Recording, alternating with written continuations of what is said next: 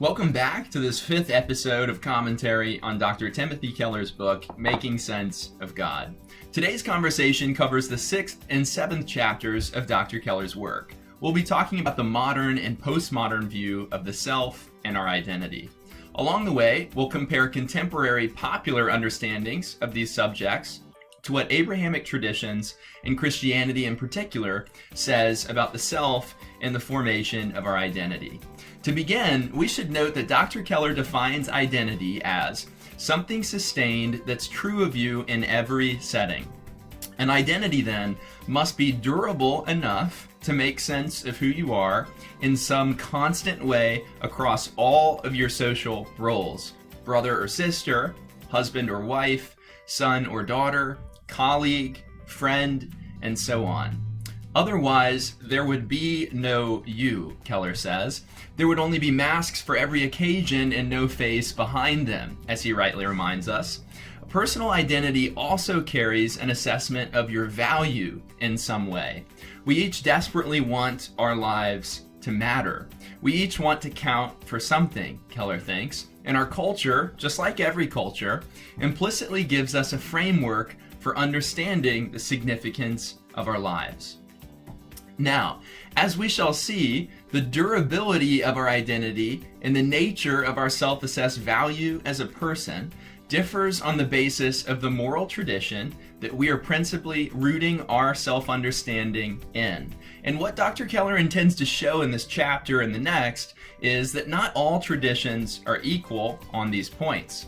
He believes that the resources of our postmodern culture in particular can only offer a very hollow and fragile identity, especially in comparison to the kind of durable and highly regarded identity that we're assigned within the Abrahamic traditions on the basis of what God says about us and on the basis of the social roles that we believe God has called us to play. Now, to understand why Dr. Keller believes the making of a modern or postmodern identity is so fragile, you have to understand who gets to play a part in your identity formation according to the implicit message of our contemporary culture. And, well, the answer is nobody else but you. Does this sound liberating? Surely our culture tells us that having complete control of our identity formation is liberating. But the increased rates of self-harm, depression, and suicide would seem to suggest that something has gone wrong with the process of forming our identity and assigning our lives significant value.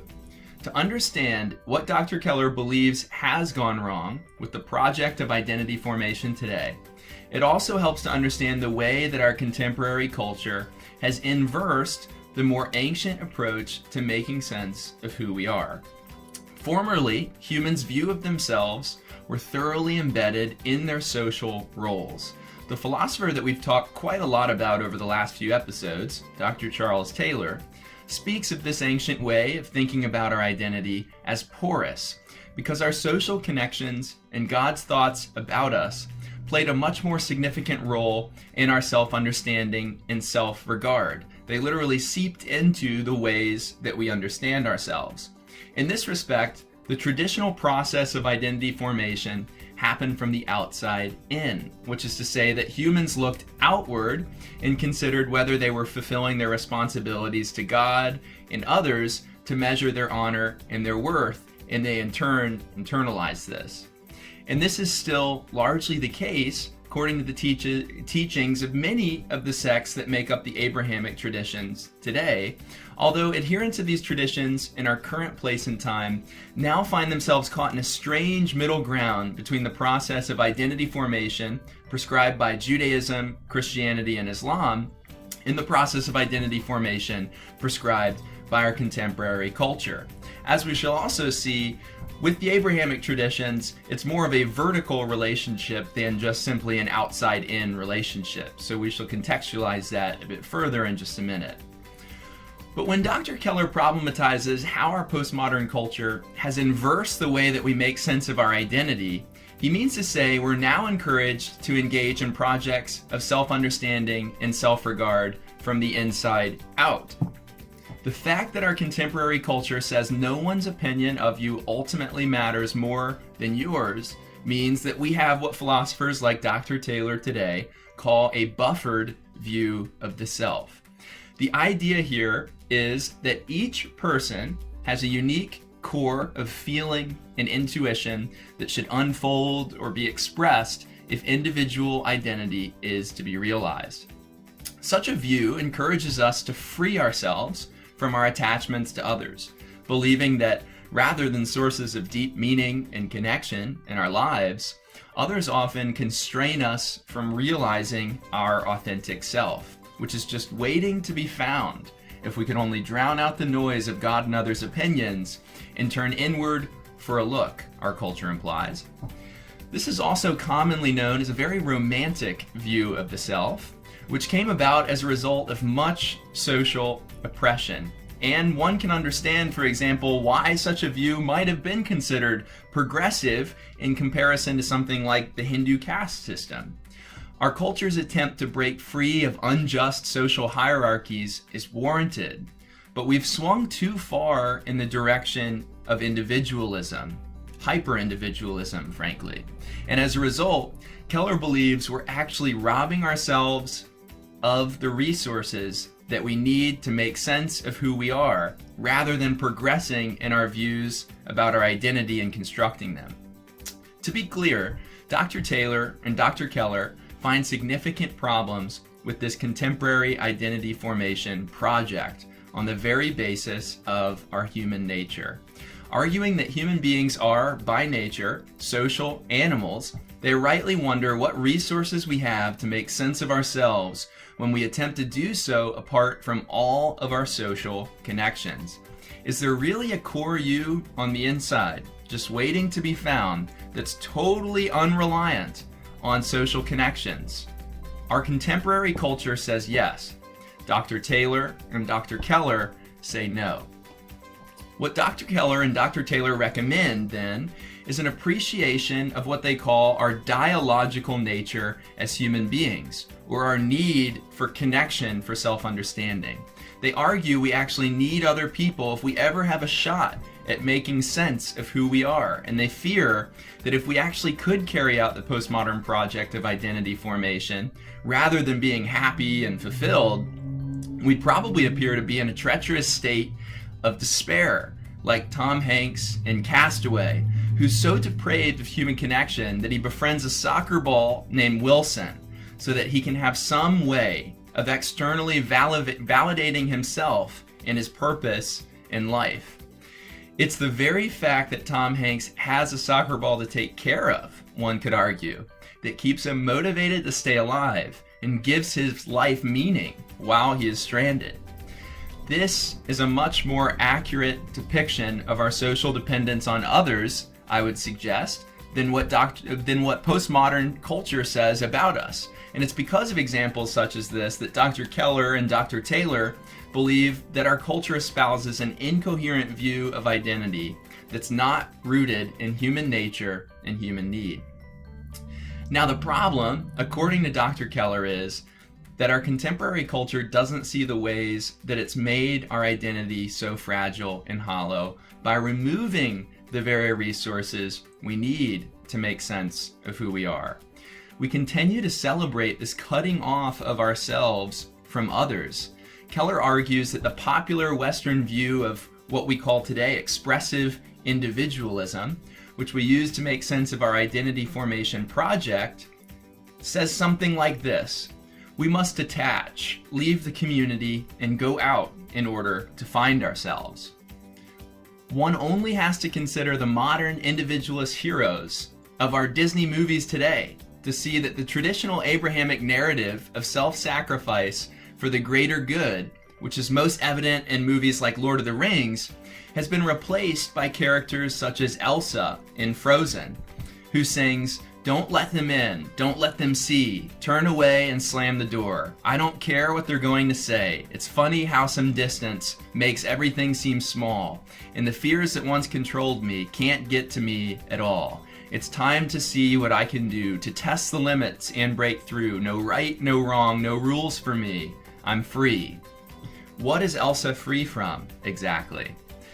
other people. She expresses a liberation that is the result of detachment from her social roles and obligations, Keller says in other areas of his work.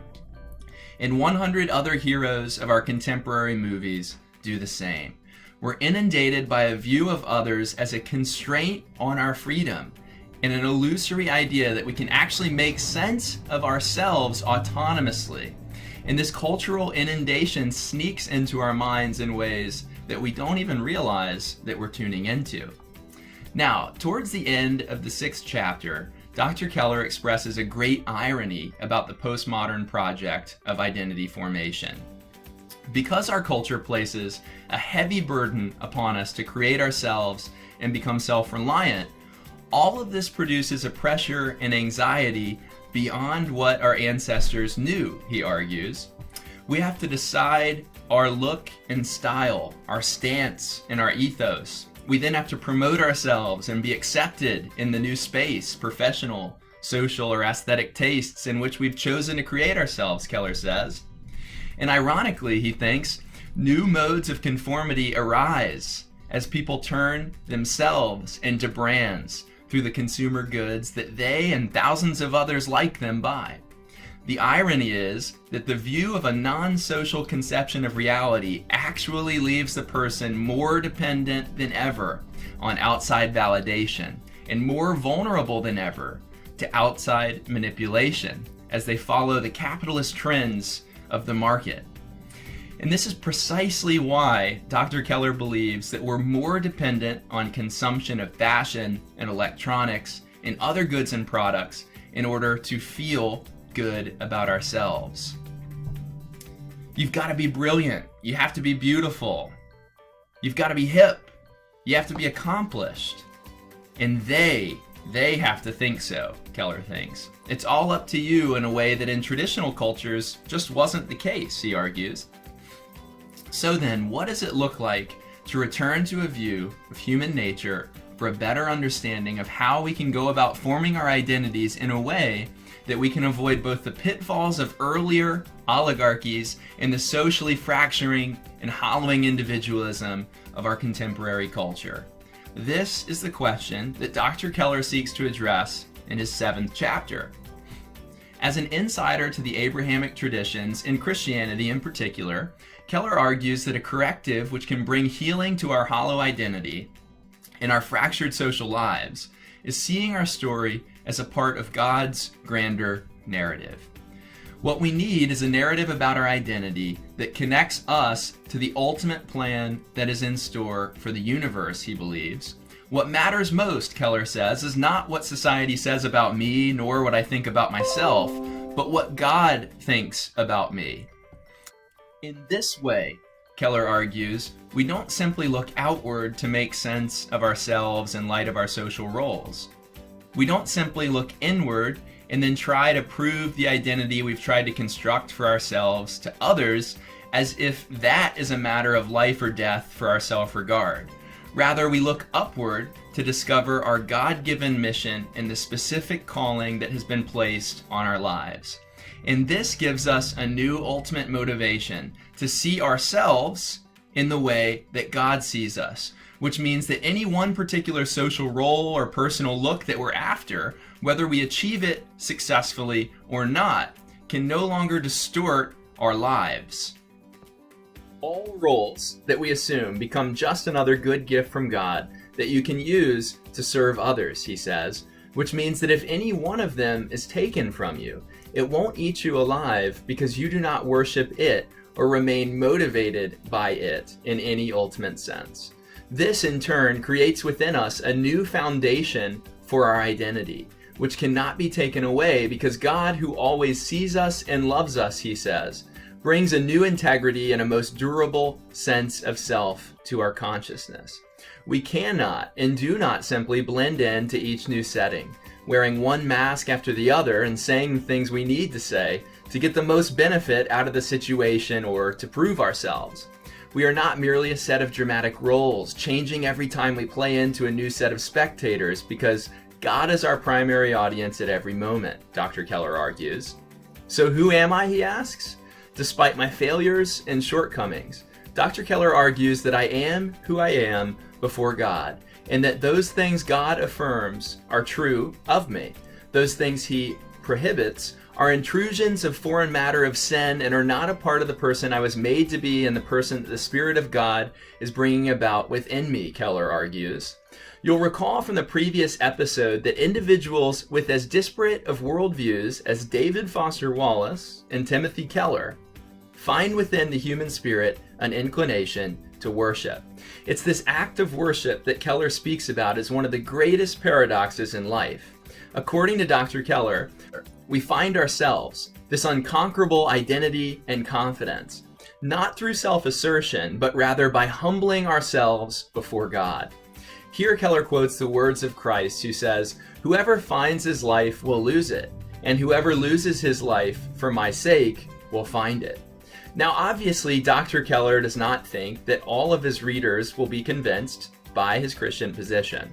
However, he does hope that at the very least, all of his readers at this point in his book are beginning to see that, quote, "you cannot avoid truth claims in binaries."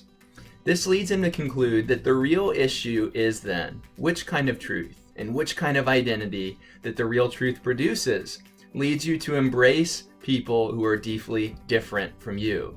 Which kind of truth claims lead you to community and to a support for the common good of all? Which kind of truth claims both humble and affirm you so that you're not afraid of people who are different than you are, nor can you despise them? Here Keller says something much like the words of Gandhi, explaining that while we can't always look to Christians who so often fail to realize and live out the resources they have, the humble image of Christ as servant leader seems to be a picture of moral exemplarity that can heal our broken world and restore our identities.